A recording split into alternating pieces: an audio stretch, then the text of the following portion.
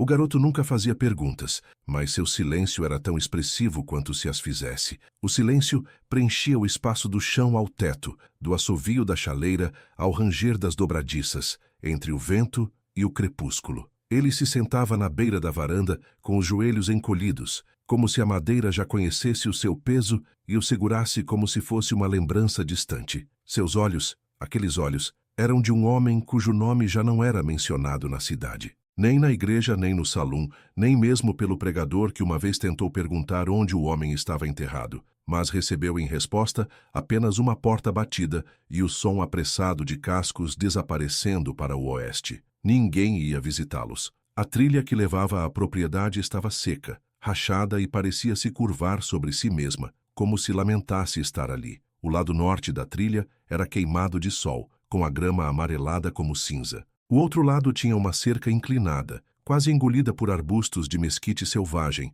com o arame enferrujado e rasgado, parecendo uma ferida que sarou mal. Tudo na propriedade tinha uma cicatriz, até o vento, especialmente o vento. A cada noite, no mesmo horário, ele mudava de direção, como se cumprisse uma rotina silenciosa. E sempre que isso acontecia, o garoto olhava para o oeste. Sempre. Dentro de casa, a cabana era como uma lembrança viva. O ar cheirava a pó de café, cinzas frias e solidão impregnada nas paredes. Acima da porta, um chapéu pendia de um prego torto, intocado, parado, mas nunca empoeirado. Nem uma vez. Ninguém ousava tocá-lo, nem mesmo a mãe. Ela se movia pelos cômodos como alguém que se lembrava de algo em excesso e com muita frequência. Suas mãos dobravam roupas que não pertenciam a ninguém vivo. Seus olhos traçavam o chão como se esperassem encontrar sangue ou marcas de botas. Ela só falava quando era necessário, e sua voz se tornava baixa, não por timidez, mas como se o som pudesse despertar algo que era melhor deixar dormindo.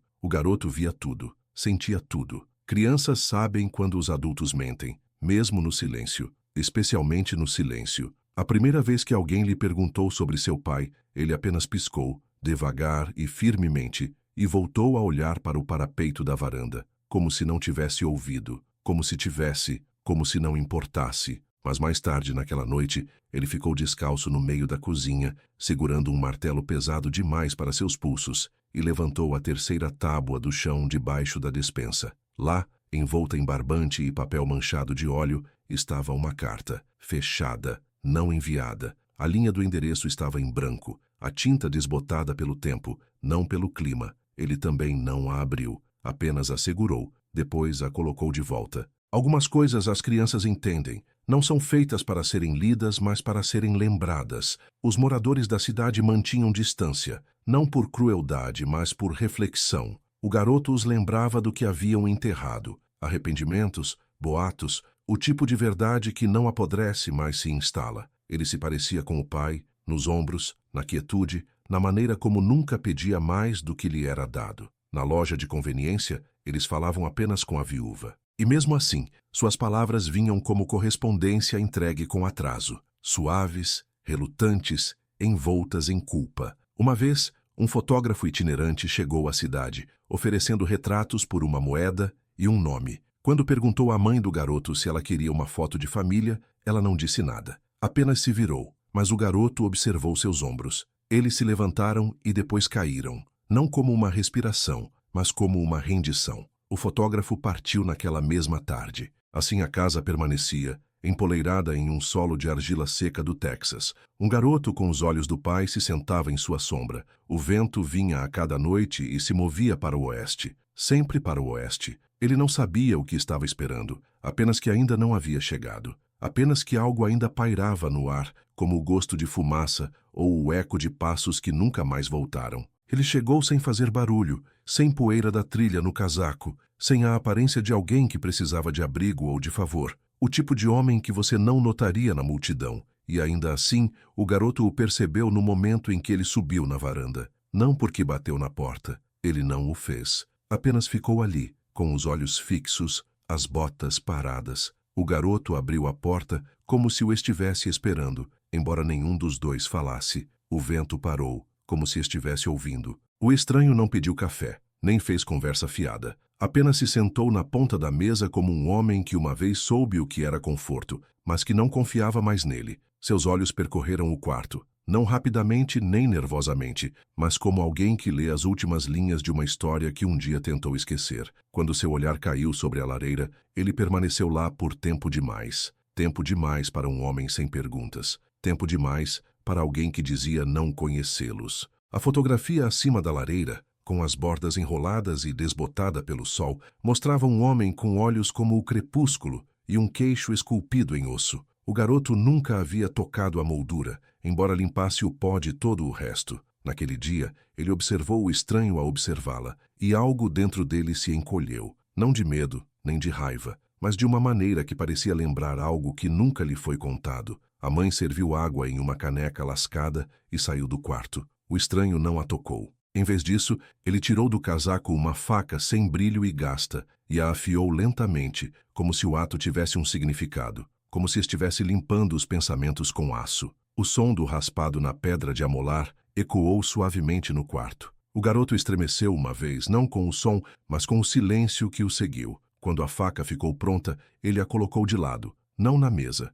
mas no parapeito da janela, onde a luz podia alcançá-la. Então ele se levantou. O garoto pensou que ele diria algo, qualquer coisa, mas o homem apenas acenou com a cabeça em direção à foto, não para ela. Então, ele saiu para o calor como uma sombra retornando ao corpo que havia deixado para trás. Mais tarde naquela noite, enquanto a casa dormia a meia luz e respirações, o garoto voltou ao parapeito da janela. A faca ainda estava lá, mas não foi a lâmina que paralisou seus dedos, foi o cabo, liso de tanto ser usado, lascado perto da base e amarrado com uma tira de pano azul. Ele tinha visto aquele pano uma vez, em uma caixa que a mãe guardava no fundo do armário. Coisas que não deviam ser tocadas, coisas que ainda carregavam um cheiro. Ele não pegou a faca, apenas a encarou por tempo suficiente para sentir o pulso em seu polegar. Existem silêncios que imploram para serem quebrados, e existem outros que esperam ser ouvidos. O garoto não falou sobre o estranho, nem perguntou quem ele era. Mas quando se deitou na cama naquela noite, ele olhou para o teto como se esperasse uma resposta. Sua respiração era superficial. Suas palmas das mãos estavam abertas, ouvindo não os sons, mas o que eles deixaram para trás. Foi o modo como ela dobrou a toalha que mudou primeiro. Um pequeno detalhe, fácil de não notar, mas na manhã de terça-feira, ela dobrou 2 toalhas em vez de uma, e parou com a segunda ainda nas mãos, segurada como algo que ela não tinha certeza se pertencia mais a ela. Ela não parecia confusa, apenas distante, como se seu corpo tivesse se movido mais rápido do que sua memória. Ela colocou a toalha de lado de qualquer forma, não dobrada corretamente, nem incorretamente, apenas colocada. Houve um silêncio na casa naquele dia que não existia antes. Não o silêncio do luto, que há muito tempo havia se instalado nas paredes como poeira. Este era um silêncio diferente, que vibrava logo abaixo da superfície, na maneira como ela mexia os feijões mais devagar,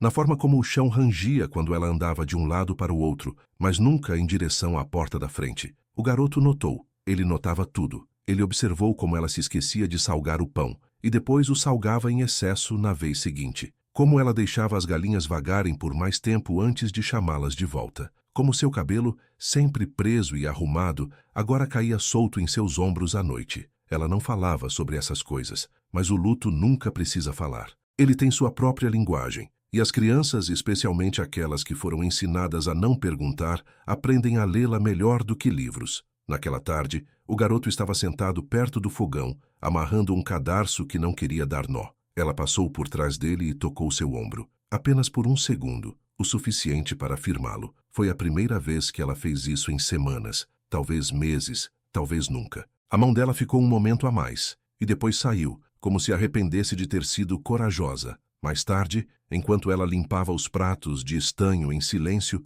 ele perguntou, com a voz baixa e quase quebrada pela pergunta, por que não visitamos onde ele está enterrado? O prato escorregou da mão dela, mas não caiu. Ela o pegou no ar, com os dedos molhados e trêmulos. Em seguida, ela o colocou de volta com cuidado, como se fosse feito de osso. Sua costa continuava virada. Sua respiração era superficial, e embora ela não tenha respondido, o garoto viu os olhos dela no reflexo da janela, arregalados, molhados, mas não de lágrimas, de memória. Ela não falou com ele pelo resto da noite, não por raiva, mas por proteção. Algumas verdades não são mentiras, são escudos. Mulheres em lugares como este, secos, vazios, crus sob o céu, aprendem cedo que o silêncio nem sempre é a ausência da verdade. Às vezes, é a única maneira de evitar que o coração de uma criança colapse sob o peso do que ela não deveria saber. Algumas coisas, até Deus as dobra com cuidado, as guarda e as enterra sob a língua. Naquela noite, ela se sentou na varanda por muito tempo depois que o garoto foi para a cama. Seu xale estava bem apertado, seus dedos emaranhados nas linhas. As estrelas acima piscavam sem ritmo. O vento mudou para o oeste. Ela não olhou nessa direção. Não precisava. Ainda não. A descoberta foi silenciosa, quase acidental. Um rangido na tábua do assoalho, o leve arranhar da madeira contra o prego. As mãos do garoto, ainda pequenas mas firmes, levantaram a terceira tábua no canto perto da despensa, onde as sombras se acumulavam mais espessas. Abaixo da tábua solta, uma lata de tabaco estava enterrada, com o metal gasto e as bordas irregulares de ferrugem. Dentro, uma única bala repousava como um segredo esperando para ser contado. Ele a segurou com cuidado, o peso frio do metal pesando contra sua palma. Não era a primeira vez que ele sentia a nitidez de algo escondido sob a superfície. A bala era um sussurro de um passado do qual a cidade nunca falava. Uma linguagem que só aqueles que haviam visto a guerra podiam entender sem palavras.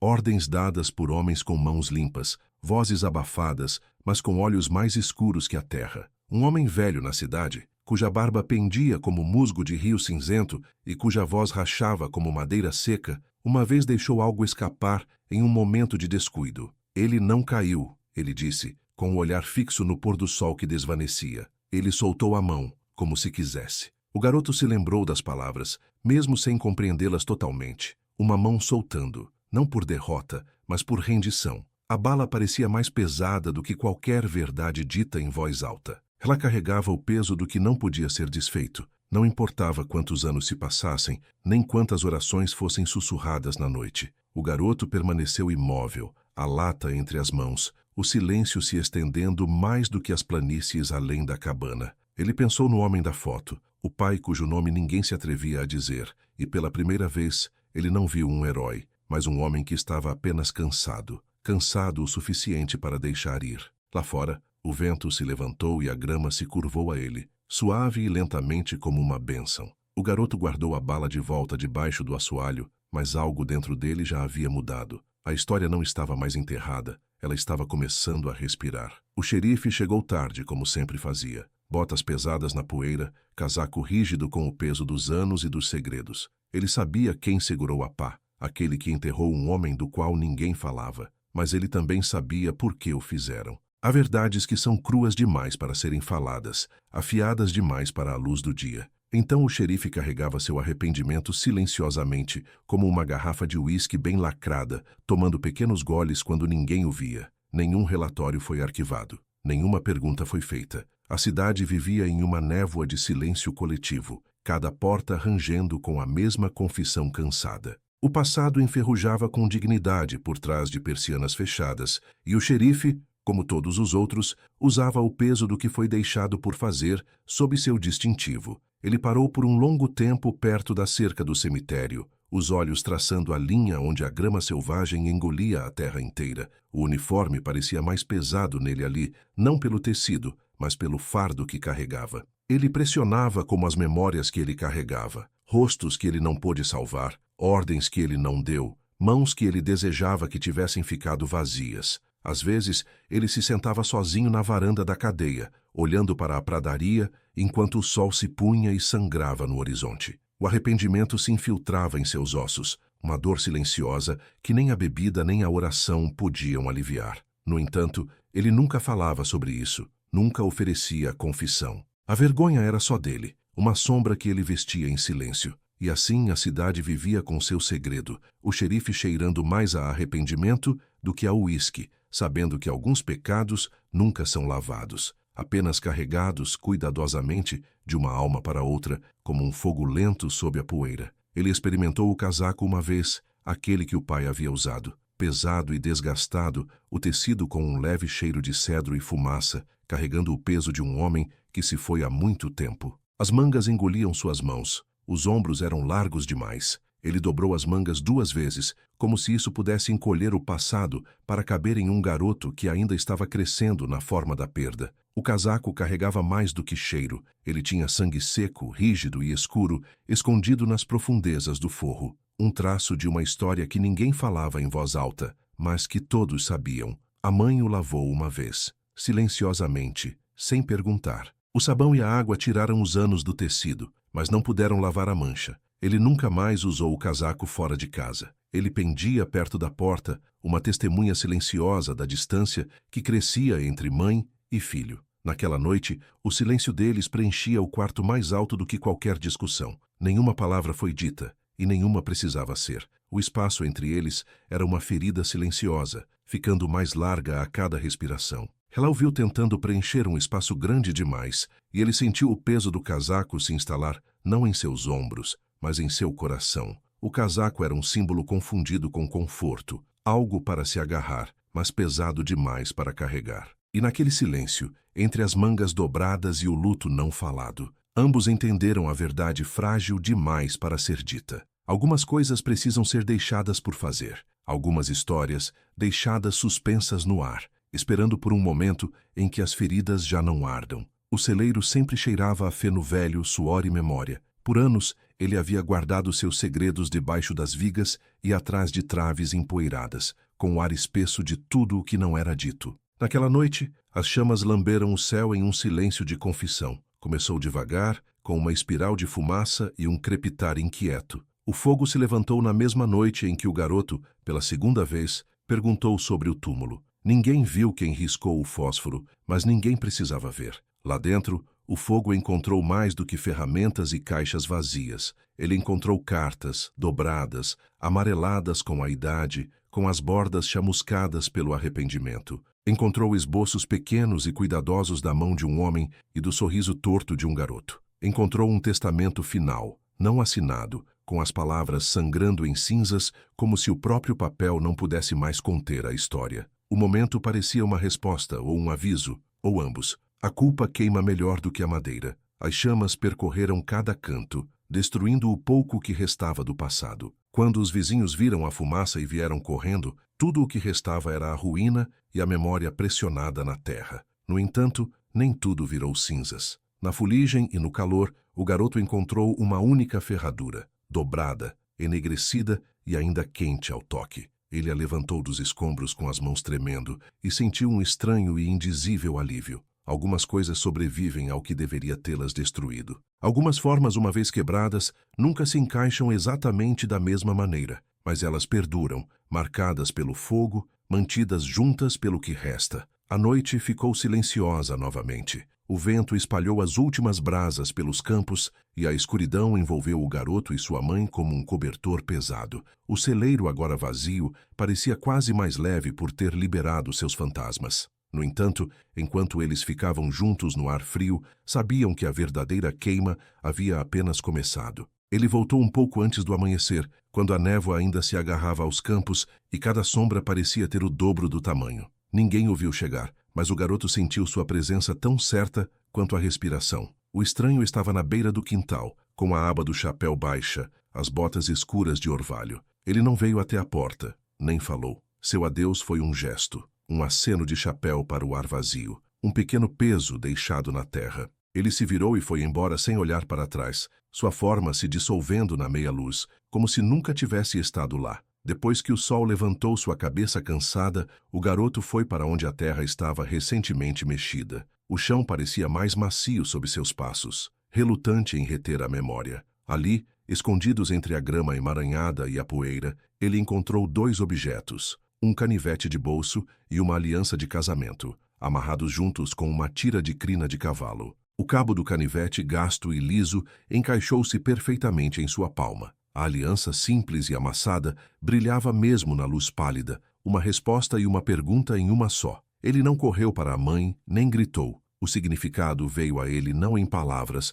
mas na dor entre as costelas, no eco de passos antigos na madeira nua. Algumas verdades só chegam em fragmentos, costuradas pelo silêncio e pelo tempo. O garoto entendeu, no fundo de seus ossos, o que não podia ser dito em voz alta. Às vezes, os pais não partem para abandonar, mas para proteger. às vezes do mundo, às vezes de si mesmos. Ele colocou o canivete no bolso e enfiou a aliança na camisa, segurando-os perto. Eles não o tornaram completo, nem fecharam a história, mas naquela oferta silenciosa, ele sentiu o peso de um amor que escolheu a distância em vez da destruição e o custo da misericórdia escrito em cada cicatriz. A trilha por onde o estranho havia caminhado já estava sumindo, borrada pelo vento matinal que mudava, mas a lição permaneceu. Uma lição transmitida sem palavras, para um garoto que crescia antes de seu tempo. O sol se estendeu sobre a pradaria, a manhã tirando o ouro das ervas daninhas onde a grama se recusava a crescer. O garoto ficou ali,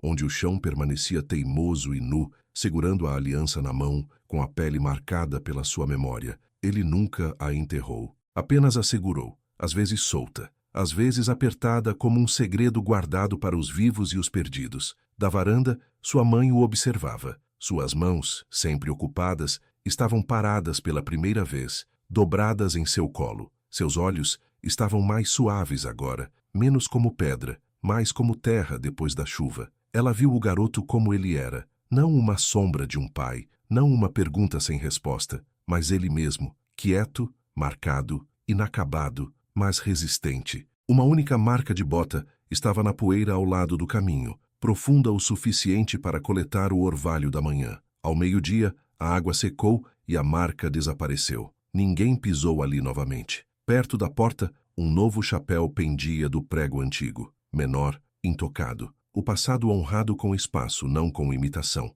O garoto não falava sobre seu pai e nunca falaria. Mas todos os dias, ele percorria a mesma trilha para o oeste, os cascos do cavalo levantando memórias, não fantasmas. Ele estava sozinho, mas não perdido. O silêncio entre ele e a mãe tinha mais conforto do que as palavras poderiam proporcionar. Um conhecimento silencioso, uma aceitação gentil. E quando o vento mudava, como sempre fazia ao pôr do sol, ele virava o rosto para ele, respirando fundo a poeira, a dor e a esperança de algo além. Ele cavalgava em direção ao horizonte, carregando tanto o peso quanto a leveza do que havia acontecido. O mundo permanecia silencioso. A história permaneceu inacabada. Mas o garoto, ele seguia em frente, levado por um amor que não podia ser nomeado e por um sentimento de pertencimento que finalmente não pedia provas. O vento mudou para o oeste uma última vez, e desta vez ele não olhou, ele cavalgou.